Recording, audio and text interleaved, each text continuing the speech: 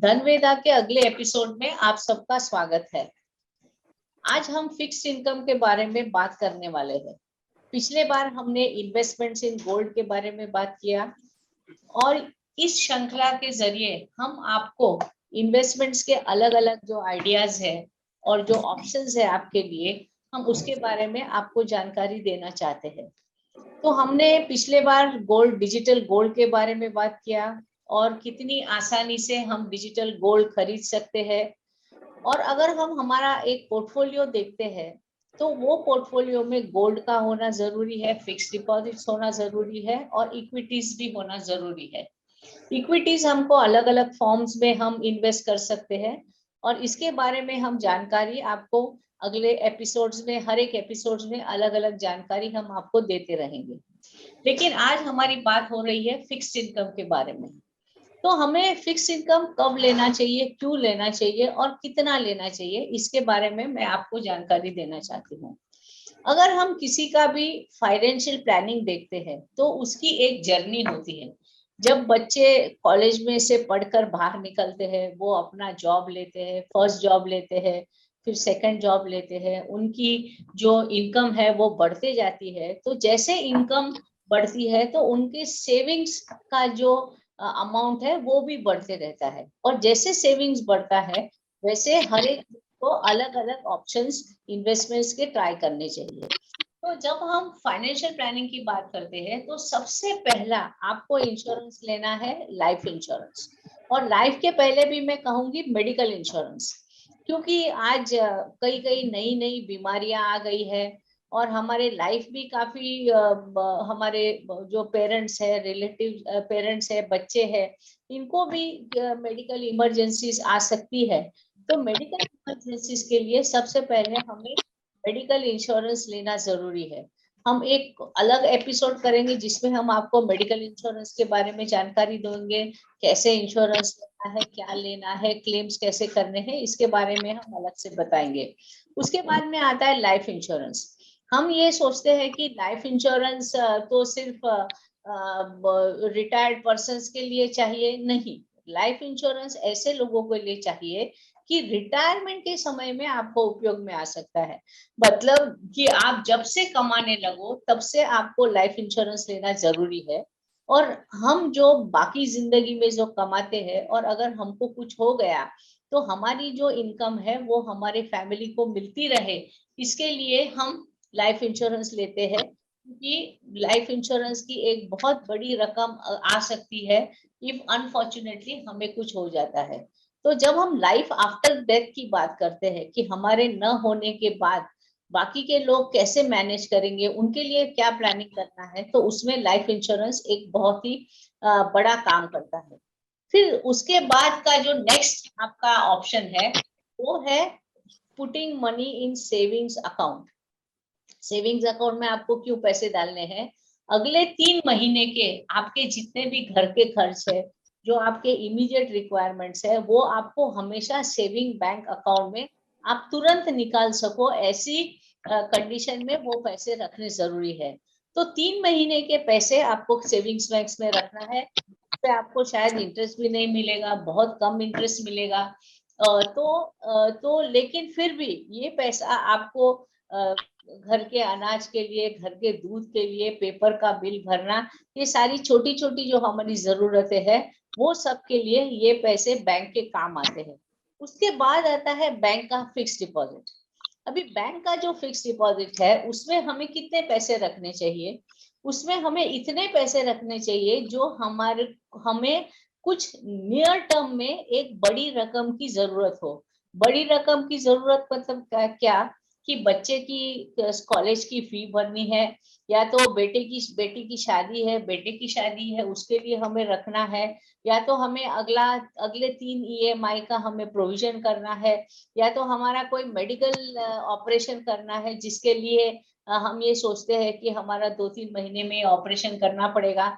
Specially जो लोग 50 के ऊपर है उनको 2-3 तरह के ऑपरेशन तो जरूर लगते हैं। जैसे कि हमारे मोती बिंदु का ऑपरेशन है, ये most 70-80-90% of the people require this operation.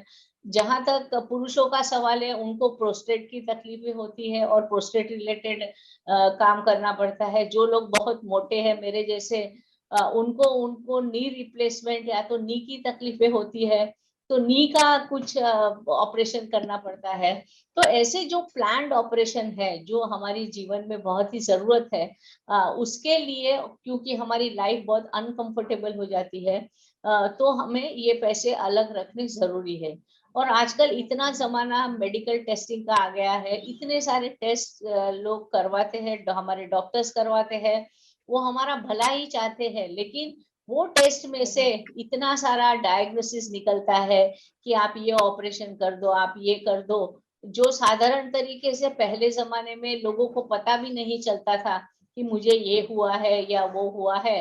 Heart attack अचानक आ गया और लोग गुजर जाते थे, लेकिन अभी हमको काफी एडवांस में पता लगता है कि हमें ये बीमारी हमारी बढ़ रही है और इसको हमें करेक्शन के लिए कुछ करना चाहिए। ये सब बातें हैं, इसके लिए हमें पैसे अलग से रखने हैं।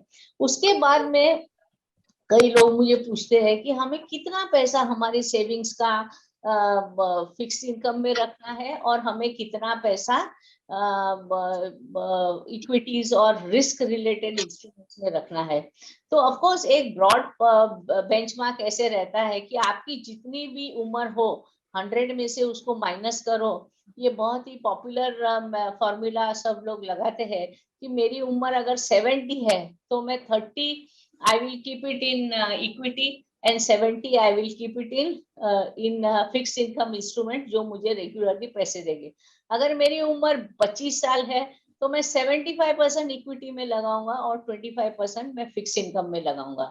तो ये एक ब्रॉड ये रहता है कि जितनी हमारी उम्र कम है उतना हमें रिस्क लेने की हमें कैपेसिटी ज्यादा होती है, और equity markets are associated with risk. तो अगर हम वो रिस्क के हिसाब से अगर हम लोग चलते हैं तो हम ये कह सकते हैं कि छोटी उम्र में हम ज्यादा रिस्क ले सकते हैं और बड़ी उम्र में हम कम रिस्क ले सकते हैं। जहां तक सवाल है कि हमें कितना पैसा फिक्स इनकम में रखना है, ज्यादातर हमारी जरूरतों पे है कि हमारी हर महीने की जरूरत क्या है। अगर हमारा इनकम अर्निंग इनकम बिल्कुल बंद हो गया हो, या तो हमें पेंशन मिलता हो लेकिन इनकम इज नॉट सफिशिएंट कि मैं उस इनकम से मेरे घर का खर्चा चला सकूं, तो हमें एक और एडिशनल या सप्लीमेंट्री इनकम चाहिए जो हमारे इन्वेस्टमेंट्स में से आ सकती है। तो ये जो सप्लीमेंट्री इनकम है वो फिक्स इनकम इंस्ट्रूमेंट से आती है और हर महीने आपको ये मिल सकता है। जो बड़े इन्वेस्टर्स हैं उनके लिए हमारे पास मंथली इनकम की पोर्टफोलियो मैनेजमेंट स्कीम भी है कि जहां से हम आपको मंथली इनकम आपको दे सकते हैं, और आपके पोर्टफोलियो का रिटर्न्स जो है उसमें से हम थोड़ा थोड़ा हर महीने आपकी जरूरत के हिसाब से हम आपको दे सकते हैं। तो ये बात हुई कि आपका लॉन्ग टर्म या आपका शॉर्ट टर्म एक्सपेंडिचर क्या है, उसके हिसाब से आपको प्लानिंग करनी है। अगर आपके पेंशन के पैसे सफिशिएंट है तो आप थोड़ा थोड़ा सा कम फिक्स इनकम में रख सकते हो, लेकिन अगर आपको आपको कुछ कम पड़ता हो तो आपको फिक्स इनकम से हर महीने पैसे मिल सकते हैं। इसकी आपको एक ऑप्शन फिक्स इनकम का लेकर आपको फिक्स इनकम में डालना चाहिए। अभी मैं आपको कुछ फिक्स्ड इनकम के बारे में हमारे पास क्या क्या ऑप्शंस है इसके बारे में आपको जानकारी दूंगी। नॉर्मली हम ये मानते हैं कि कोई भी फिक्स इनकम इंस्ट्रूमेंट में अगर हम पैसा डालते हैं तो वो ये पैसा हमारा कितना सेफ है। हमारी सेफ्टी प्रिंसिपल को लग के रहती है और हमारी सेफ्टी इंटरेस्ट को लग के रहती है। मतलब कि क्या ये कंपनी हमें इंटरेस्ट देगी या नहीं, और या तो क्या ये कंपनी हमारा प्रिंसिपल लौटाएगी या नहीं। तो ये एक दोनों को लगकर, यानी कि इंटरेस्ट रेगुलर इनकम, क्योंकि हम रेगुलर इनकम के लिए पैसे डाल रहे हैं, और अगर हमें रेगुलर इनकम नहीं मिली तो हमारे मंथली बजट का बैंड बच सकता है। तो इसलिए हमें ये देखना है कि हम जिस फिक्स डिपॉजिट में हम पैसा डालते हैं उसमें से हमको मंथली इनकम भी मिलती रहे और हमें हमारा प्रिंसिपल भी वापस आए। और इसके लिए सरकार या तो सेबी ने एक रेटिंग सिस्टम बनाई है कि आप कोई भी फिक्स इनकम जैसे कि फिक्स डिपॉजिट है, डिबेंचर्स है, बॉन्ड्स है, ये सारे इंस्ट्रूमेंट्स में अगर आप पैसे डालते हो तो उनका एक रेटिंग सिस्टम होता है। और जो रेटिंग एजेंसी है वो तय करती है कि ये इनकम हर महीने सर्विस कर पाएगी या नहीं, और हर महीने क्वार्टरली, हाफ ईयरली। तो इसको हम लोग इंटरेस्ट कवरेज रेशियो बोलते हैं। मतलब कि मेरी इंटरेस्ट 10 रुपए है और मेरी इनकम अगर 100 है और इंटरेस्ट लायबिलिटी 10 है, तो मेरे 10 का रेशियो हो गया। मतलब I am fully equipped to to help, I am fully equipped to service that kind of interest payment. तो ये एक जरूरी बात है, क्योंकि रेटिंग्स जो आते हैं वो कंबाइंड रेटिंग आते हैं for return of capital as well as for return of this. और इसको हम लोग बोलते हैं एसेट लायबिलिटी रेशियो।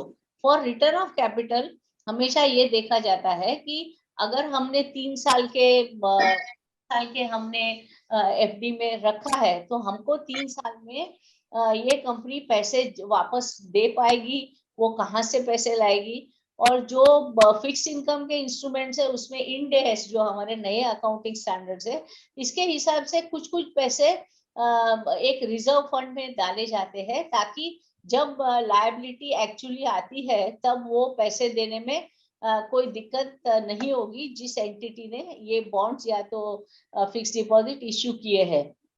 तो ये एक ओवरऑल हम बोले एक सिक्योरिटी मैकेनिज्म है, जहाँ पे फिक्स डिपॉजिट, क्योंकि फिक्स डिपॉजिट सिक्योर नहीं होती।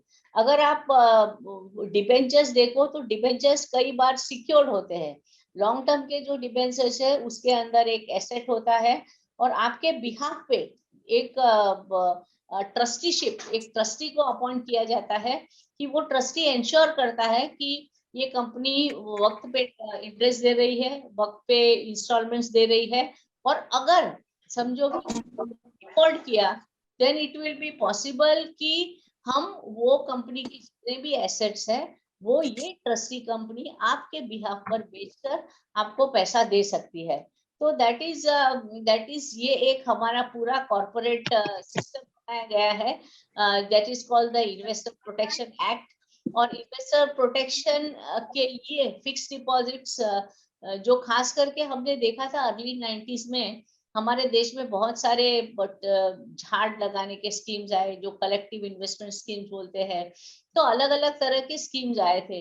एंड ये जो इन्वेस्टर के लिए जो एक्ट है, आई वॉज फॉर्चुनेट कि ये एक्ट का जब गवर्नमेंट ऑफ महाराष्ट्र ने इनॉग्रेशन किया था, तब मैं देन चीफ मिनिस्टर के साथ I was present, and we talked about the importance of this act. और लोगों को कोई भी फिक्स डिपॉजिट का अगर इन्वेस्टर हो जो अनसिक्योर्ड पैसा कंपनी को देता है, तो उसकी हम सिक्योरिटी कैसे दे सकते हैं, उसका पूरा हमने पूरा एक लीगल प्रोविजन किया है, जहां पर डायरेक्टर्स खुद भी रिस्पॉन्सिबल होते हैं। और पूरे मतलब पूरे सिस्टम में ऑफ कोर्स पैसे में टाइम लग जाता है, लेकिन पैसा मिल जाता है। ऐसा क्योंकि there is a trustee who is supposed to look after. Anyway हम लोग इन्हीं कंपनियों के बारे में बात करेंगे जहाँ पे AAA+ या तो बेस्ट पॉसिबल रेटिंग है। और ये है हमारे कंपनी के फिक्स डिपॉजिट्स। ऑफ कोर्स सबसे पॉपुलर फिक्स डिपॉजिट तो HDFC जो पेरेंट ऑर्गेनाइजेशन था उसका है। अभी तो मर्जर की बात हो रही है बैंक के साथ में, फिक्स डिपॉजिट उसकी मर्जर की बात हो रही है। तो ये सबसे सेफ फिक्स डिपॉजिट HDFC को माना गया। और इसके अलावा हमारे पास बजाज के फिक्स डिपॉजिट्स है, श्रीराम के फिक्स डिपॉजिट्स है, पंजाब हाउसिंग फाइनेंस कंपनी, ऐसे कुछ 5-7 हमारे पास फिक्स डिपॉजिट्स है। जो फिक्स डिपॉजिट्स है दे आर ऑल, ये सारे बैंक इंटरेस्ट से थोड़ा हमको ज्यादा देते हैं। जैसे कि बैंक इंटरेस्ट 3 या 4% हमको इंटरेस्ट देता है, वेरेस फिक्स डिपॉजिट्स हमको, जैसे बजाज का है करंटली उसका 7.2% है, और HDFC 6.8 है, और श्रीराम है 7.8 है। श्रीराम थोड़ा ज्यादा इंटरेस्ट रेट देता है। और जो सीनियर सिटीजन्स है, सभी सीनियर सिटीजन्स के लिए देयर इज ए 0.25% एक्स्ट्रा। सो सबसे पहला ऑप्शन हुआ corporate fix deposits, which is one of the good interest earning instruments which is there। लेकिन बहुत मजेदार बात ये है कि गवर्नमेंट ऑफ इंडिया, मतलब गवर्नमेंट ऑफ इंडिया का डेफिसिट इतना चल रहा है कि गवर्नमेंट खुद भी बहुत सारे पैसे जुटाने में लगी है, and it is also issuing bonds. और गवर्नमेंट के बॉन्ड 7.15% के हैं।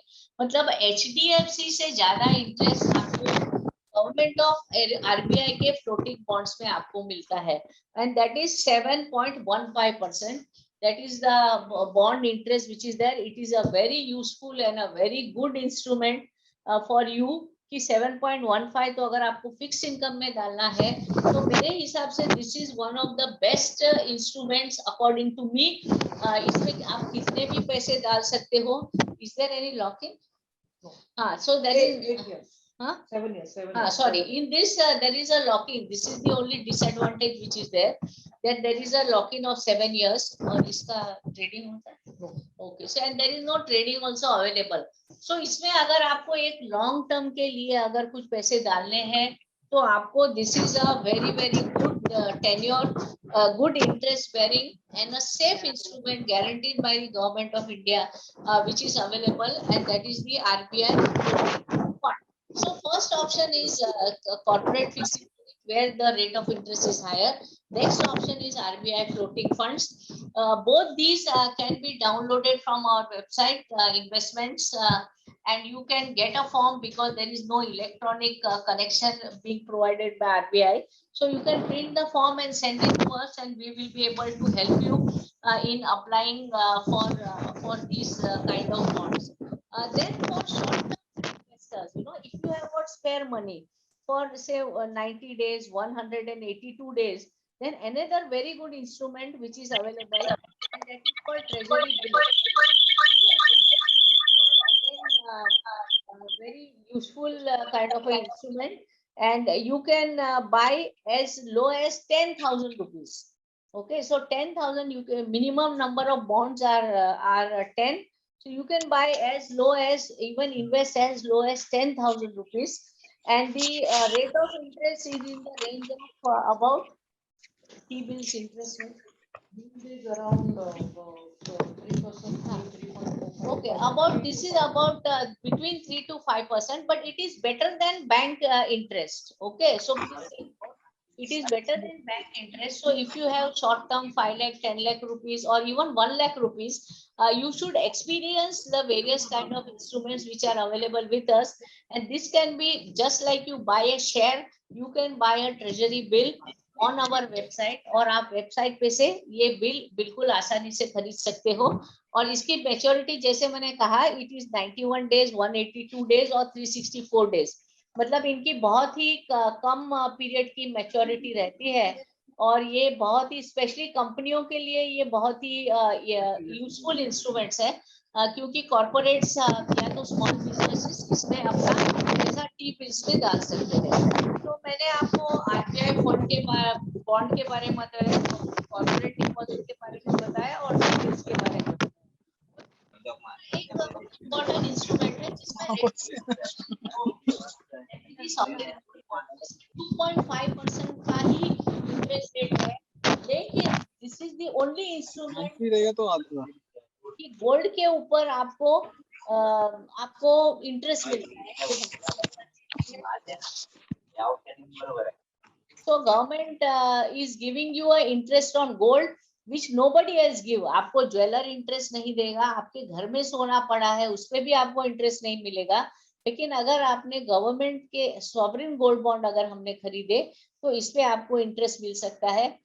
ये थिनली ट्रेडेड है लेकिन ट्रेडेबल है, and this is again a very good instrument which कि जैसे गोल्ड में एप्रिसिएशन होता है, जैसे पिछले 5 साल में हमने देखा है कि gold has doubled in last 5 years। तो ये एक जो गोल्ड का एप्रिसिएशन है, आपको एप्रिसिएशन भी मिलता है और ऊपर से आपको इंटरेस्ट भी मिलता है। और दूसरे आपको मैं दो गवर्नमेंट स्कीम्स के बारे में बताना चाहती हूँ। एक है आपका national saving scheme.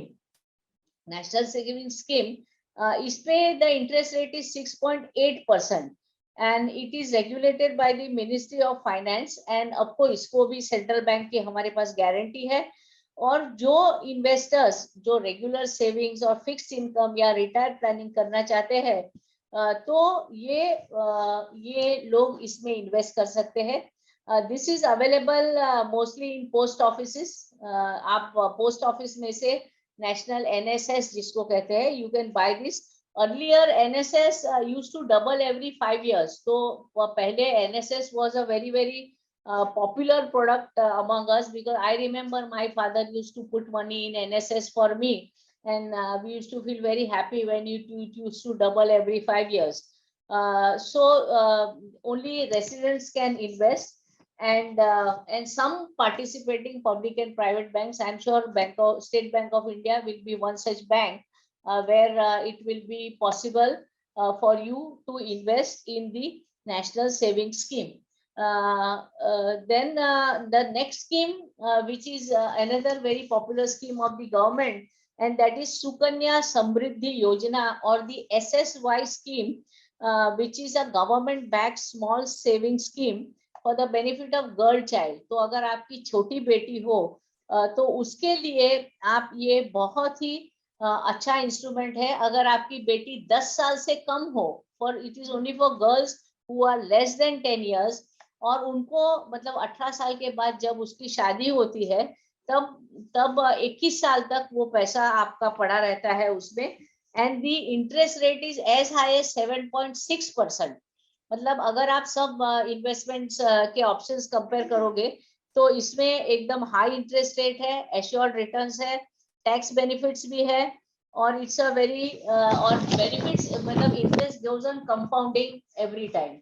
So this is a very good scheme for all the guys. You have a small baby or a girl who's less than 10 years old, please look at this instrument. It is a very very useful instrument. If you have a granddaughter, I think this will be one of the good gifts that you can give to your granddaughter by putting in money into the Sukanya Samriddhi Yojana.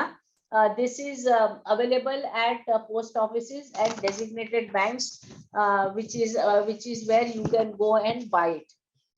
Then I think I have covered most of the instruments, fixed income instruments which are there. So I would strongly advise all of you that at least 20 to 30% of your wealth, depending on your monthly requirements, you should plan and put it into the fixed income instruments. I have not come straight away to equity investments because I want that every person should first go for insurances, then go for fixed income, and then only come to equity. And how we can come to equity through mutual fund or direct investments, I think our future programs will cover it. हम आपको अगले programme में इसके बारे में जानकारी हम आपको देंगे कि आपको कैसे जाना है। तो अभी the platform is open for questions. अगर किसी को कुछ क्वेश्चंस है तो आप पूछ सकते हैं। हमारे बहुत सारे जो हमारे इन्वेस्टर्स हैं उन्होंने मुझे ऑलरेडी बहुत सारे सवाल भेज चुके हैं, तो मैं पहले उनके थोड़े मैं जवाब आपको मैं देती हूँ, उसके बाद में आप यहाँ पे हैंड रेज कर सकते हो और मैं चैट मैसेजेस में मैं आपके सवाल पढ़कर मैं आपको जवाब देती हूँ। वन क्वेश्चन, और इसमें मैं ज्यादातर फिक्स इनकम के क्वेश्चन ही ले रही हूँ। अगर समय रहेगा तो मैं आपको जो स्टॉक्स रिलेटेड भी कुछ हमारे पास सवाल आए हैं तो जनरल एजुकेशन के माध्यम से मैं उसके भी आपको जवाब देती हूँ। What are the fix avenues available backed by government security? जैसे मैंने गवर्नमेंट सिक्योरिटी में कहा, एक तो नेशनल सेविंग स्कीम है, इसमें गवर्नमेंट सिक्योरिटी है। सुकन्या योजना में गवर्नमेंट सिक्योरिटी है। पब्लिक प्रोविडेंट फंड, हाँ, एक public provident fund again is another very important instrument जहाँ पे आप मैक्सिमम 1,50,000 आप डाल सकते हो। और कई लोगों ने जिन्होंने शुरू से पब्लिक प्रोविडेंट फंड करवाया हो उनको कंपाउंडिंग इंटरेस्ट के जरिए बहुत सारा पैसा मिलता है। हमारी एक बुआ है जो टीचर है, उसने हर साल जो मिनिमम पैसे थे, पहले तो 10,000 था, फिर 40,000 हुआ, फिर 70 हुआ, उसके बाद 50 है, तो उन्होंने हर साल पैसा डाला है। तो उनके 1 करोड़ से ज्यादा income has accumulated in the PPF. तो ये एक पीपीएफ है, ये भी गवर्नमेंट बैक स्कीम है। आरबीआई फ्लोटिंग फंड, ये भी गवर्नमेंट बैक स्कीम है। एसजीपी भी गवर्नमेंट बैक स्कीम है, और टी बिल्स, ये भी गवर्नमेंट बैक स्कीम है। तो मतलब कॉर्पोरेट बॉन्ड्स को छोड़कर मैंने बेसिकली कवर की है, क्योंकि what today we are talking about are only schemes which have government guarantee, most of them. Once we talk about debentures, we'll talk about the other guarantees also. So these are all the options जो आपके पास available है for the purpose of investing in fixed instruments. फिर ये पूछ रहे हैं mister Arun राजहंस कि what is the lowest risk. I think lowest risk is government securities and gold. Again anything backed by government would definitely have very low risk. तो इसमें आप invest कर सकते हो, ये आपके लो रिस्क का है. फिर इंटरेस्ट फ्री इनकम, ये जानना चाहते हैं कि इंटरेस्ट फ्री इनकम के कौन से ऑप्शंस हैं. इंटरेस्ट फ्री इनकम के अभी गवर्नमेंट ने कोई ऑप्शंस नहीं रखे हैं, लेकिन जो इन्वेस्टमेंट्स है इसमें when you make the investment आपको कुछ डिडक्शंस मिलते हैं आपके इनकम में से, which is under 80C, that is the section under which. तो आपको पीपीएफ में, आपको 80C में आपको ये मिल सकता है, और ये इसमें एसएसवाई में इसमें नहीं है. Okay, so there are very few schemes which are this even SGB is taxable. So सारे गवर्नमेंट ने इंटरेस्ट रेट बढ़ा दिए हैं, लेकिन उन्होंने टैक्स रखा है, तो इंटरेस्ट फ्री इनकम के बहुत कम ये ऑप्शंस है. Then next is future of equity versus fixed income. I would say that equity और फिक्स्ड इनकम आपको दोनों चीज की जरूरत है. तो इसमें फ्यूचर दोनों का आपके पोर्टफोलियो में होना जरूरी है. तो आई वुड से दैट दोनों पे ध्यान रखिए, आपकी रिक्वायरमेंट के हिसाब से आपको दोनों चीजें जरूरी है. सिर्फ इक्विटी में पैसा डाल के इक्विटी वर्सेस फिक्स्ड इनकम ऐसा कोई ये नहीं है. और जैसे मैंने आपको समझाया था, at what stage in life you are, that is very important, and how much you want to put money into this. Like for example, fixed income, when my father he passed away, he left a lot of Shriram bonds for me, and for many years I got money every month, which was a lot of money. So if you can develop a portfolio which is in fixed income and pass it on to someone, that is also not bad. Then next is how much amount to be invested. I think minimum is 5,000 rupees, which is in Shriram bonds. Otherwise, everywhere it is 10,000 rupees. आपको कम से कम 10,000 रुपए आपको invest करने पड़ेंगे. What is the value of money? अरे value of money in fixed income will definitely go down if inflation is higher than the rate of interest. मतलब अब आजकल जो inflation चल रहा है, which is 9%, तो हमारे कोई भी फिक्स इनकम इंस्ट्रूमेंट इसको मैच नहीं कर पाएंगे. आपके पैसे की वैल्यू कम ही होने वाली है. अगर आप किसी भी फिक्स इनकम इंस्ट्रूमेंट में डालो तो पैसे की वैल्यू कम होगी, लेकिन हमारी जो रिस्क वर्सेस रिटर्न, उसका जो एक रेशियो है कि हम इससे ज्यादा रिस्क नहीं लेना चाहते.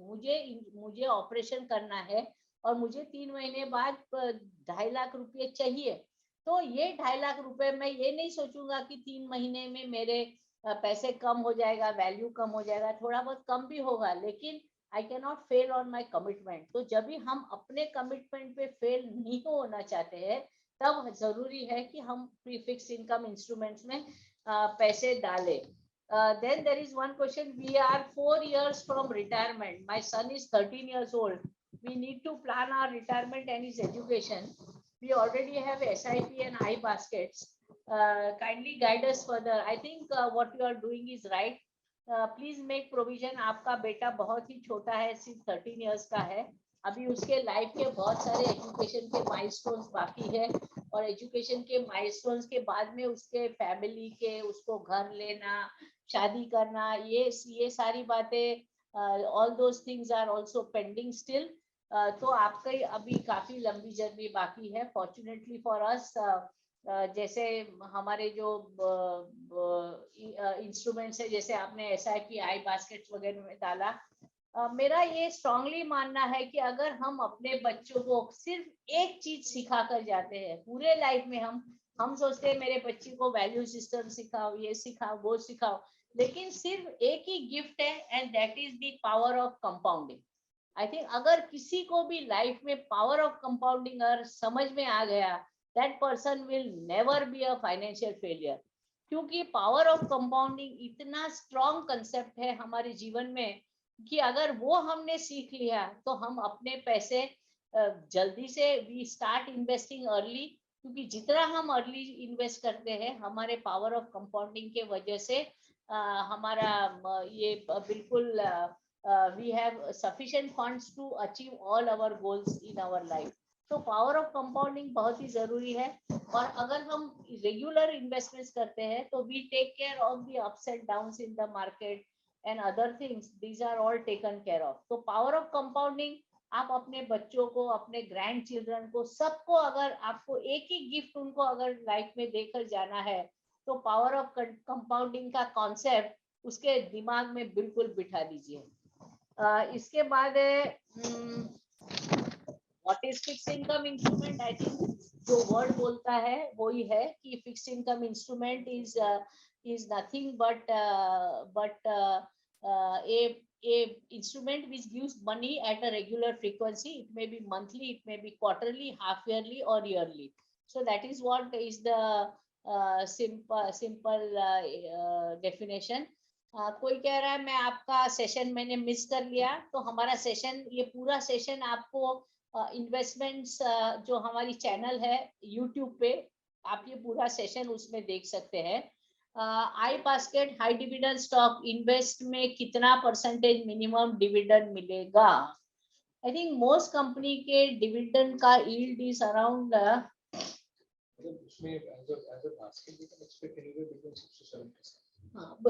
as a basket you can expect an yield of about 6 to 7%.